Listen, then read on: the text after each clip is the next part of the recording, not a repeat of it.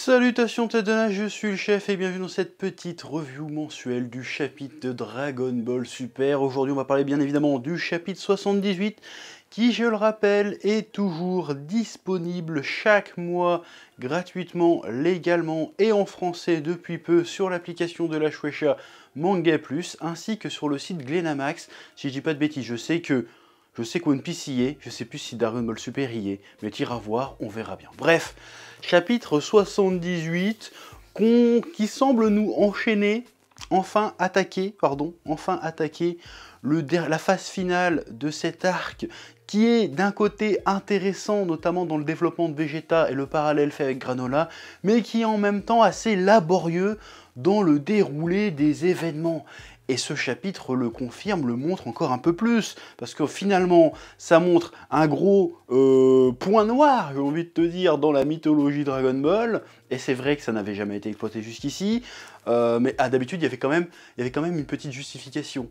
Je vais te dire c'est quoi le problème avant de développer. Le problème, c'est que le méchant n'a plus qu'à souhaiter à devenir, n'a plus qu'à souhaiter à être le plus fort de l'univers, et c'est bon, il devient le plus fort de l'univers. Voilà.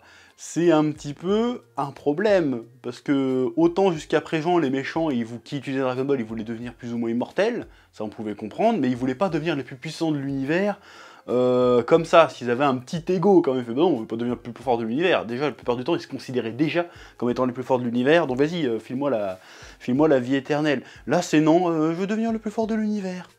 Et en plus, il n'y a même pas le côté épreuve avant, tu sais, parce qu'il n'y a que 2 Dragon Ball que tu peux réutiliser à l'infini si tu veux.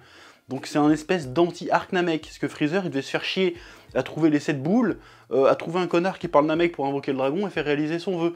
Là non, tu trouves les 2 boules, tu lui parles la langue commune, ça passe en fait. Et en plus tu peux le réutiliser à l'infini, c'est-à-dire que pour peu que tu es un peu rapide, quand le dragon il se sépare, bah tu peux choper les 2 boules. Normalement Goku peut faire ça easy normalement.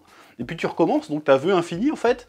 C'est un petit peu bidon, c'est un petit peu dommage. Je pensais que les Eaters auraient fait un vœu un peu plus pernicieux que ça, un peu plus vicieux que ça.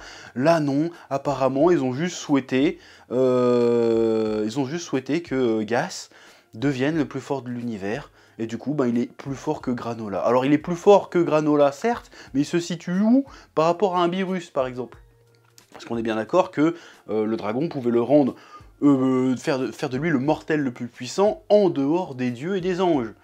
Donc a priori se dire que Gas il est encore plus au-dessus, mais il est toujours pas au niveau Beerus. Bon bref, on part dans des quantifications de puissance qui de toute façon depuis Dragon Ball Super ne veulent absolument plus rien dire tellement ça n'a aucun sens. Et du coup, on se retrouve avec le boss final, qui semble être le boss final en tout cas de cet arc, après la réconciliation avec Granola et les Saiyans, après la révélation de Monaito, ou Monite, je sais pas trop comment on dit. Qui disait qu'en fait, oui, mais en fait, c'est pas les Saiyans les Saiyans ont détruit ton peuple, mais c'est pas les Saiyans qui ont buté ta mère, c'est les Eaters qui ont buté ta mère. Et là, du coup, Granola se rend compte qu'il a travaillé toute sa vie au service des gens qui étaient responsables de son malheur. Un petit peu comme Vegeta, encore une fois, le parallèle devient évident, très intéressant pour le coup. Encore une fois, le problème, c'est plutôt le déroulé des événements. Et les péripéties qui sont vraiment pas ouf pour le coup, qui sont un peu forcées. Je veux dire, déjà, Goku et Vegeta sont arrivés sur cette planète, pourquoi? Parce qu'il y a 2 connards d'extraterrestres qui sont arrivés, fait venez, on vous paye et vous allez taper un méchant. Et les mecs, ils ont fait bon, d'accord, parce que c'est le plus fort de l'univers. Ah bon, c'est le plus fort de l'univers? Il suffit juste de le dire, c'est le plus fort de l'univers, bah je vais aller me taper contre lui alors.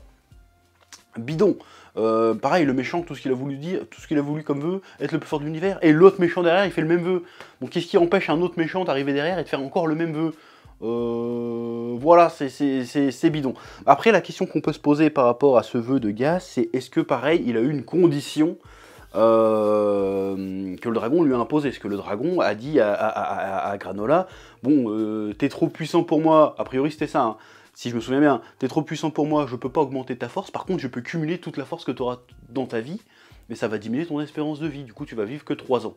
Est-ce qu'il lui a fait le même topo à Gas? Parce que Gas était à la base plus fort que Granola, et normalement, dans les règles des Dragon Ball, le dragon ne peut pas influer sur toi si tu es plus puissant que lui.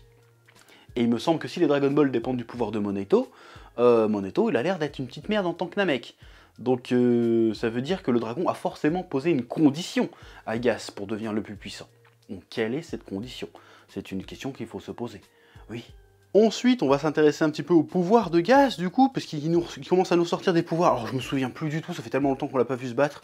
Il sortait des armes déjà avant, je me souviens plus, j'ai eu la flemme de regarder. Mais bref, il a une taille adulte maintenant, et il se met à fabriquer des armes, et en plus, il est a priori méga puissant. Voilà, donc il fabrique des armes, donc pourquoi pas, le pouvoir de vas-y, je fabrique des armes pour me battre, ça change un peu dans Dragon Ball, j'ai envie de dire...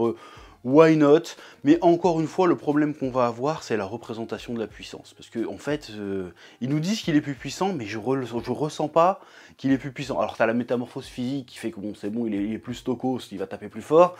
Mais la première attaque qu'il fait, où il fait juste un rayon comme Freezer, mais tu sais, Freezer, il faisait la même attaque il y a 20 piges, en étant 1000 fois moins fort, en fait. Donc t'es pas impressionné, il a coupé la planète en deux, j'ai envie de dire, ouais... and so what? J'ai envie de te dire, pour sortir des phrases de fils de pute. Voilà, on n'a pas cette représentation de la puissance. Et puis même, il se met à taper sur un granola déjà à moitié mort. Donc ça manque cette représentation de la puissance, cette puissance évocatrice qui manque cruellement, et ça c'est pas la première fois que je le dis, qui manque cruellement à Dragon Ball Super. Souviens-toi de Dragon Ball à l'époque. En une case, tu comprenais que les mecs étaient surpuissants, c'était incroyable. Là, pas ouf. Là, pas ouf dans ce côté-là, et puis on va voir ce qu'ils vont faire avec ce pouvoir, encore une fois, mais pour l'instant, ça fait pas rêver. Puis même le déroulé de l'événement, c'est... en fait, on se tape entre nous. Ah non, mais c'était pas toi le vrai méchant. Viens, on va se taper contre le vrai méchant. C'est un peu fastoche, ça manque un peu de subtilité. Bon, après, je dis ça, mais subtilité... Il doit y avoir subtilité. Pourquoi? Parce que Vegeta demande à Moneto, il lui dit ouais, du coup Bardock il avait frité Gas ou pas? Il fait ouais, il l'avait battu. Bah, alors du coup Gas c'est une merde parce que Bardock c'est un guerrier inférieur a priori donc il était pas très fort. Il fait si, Gas était très fort, mais, et au moment où il dit le mais, en fait il se passe un truc, il a pas fini sa phrase. Donc on peut tout à fait imaginer qu'on va avoir droit à un flashback à un moment donné avec Bardock contre Gas, que Bardock va se faire laminer sa race par Gas, mais il va lui trouver un point faible, très certainement. Il a un point faible quelque part, le Gas. Un point faible propre à sa race, propre aux Eaters, probablement. Il va trouver un... Pardon. Il va lui trouver un point faible qui va lui permettre, ou un trou dans sa technique, qui va lui permettre de le battre. Voilà, j'espère que ça va pas être un truc du genre, vas-y, j'attrape ta hache que tu viens de fabriquer, je te tape avec. Ce serait vraiment très con. Que le seul truc qui puisse le blesser, c'est ses propres armes. Ce serait vraiment très con. Mais pourquoi pas, je veux dire, on n'est pas à l'abri. On n'est pas à l'abri d'une connerie du genre. Voilà. Ça doit être un truc comme ça, où nous sortez pas, putain, par pitié, ne nous sortez pas Bardock Super Saiyan, parce que ça n'aura aucun sens, et ne nous sortez pas Bardock Ultra Instinct, par pitié. Donc si Bardock a niqué la gueule à Gas, j'espère qu'il va l'avoir à la ruse, qu'il va l'avoir à la pute, en trouvant la faille dans la technique de combat de Gas. Mais est-ce que cette faille sera toujours pertinente 40 ans après, sachant que l'autre est 1 million de fois plus puissant certainement? La question reste entière, mais il y a sûrement encore une carabistouille qui est cachée quelque part avec cette histoire de combat Bardock-Gas. Si on ne nous l'a pas montré tout de suite, c'est qu'il y a une révélation derrière.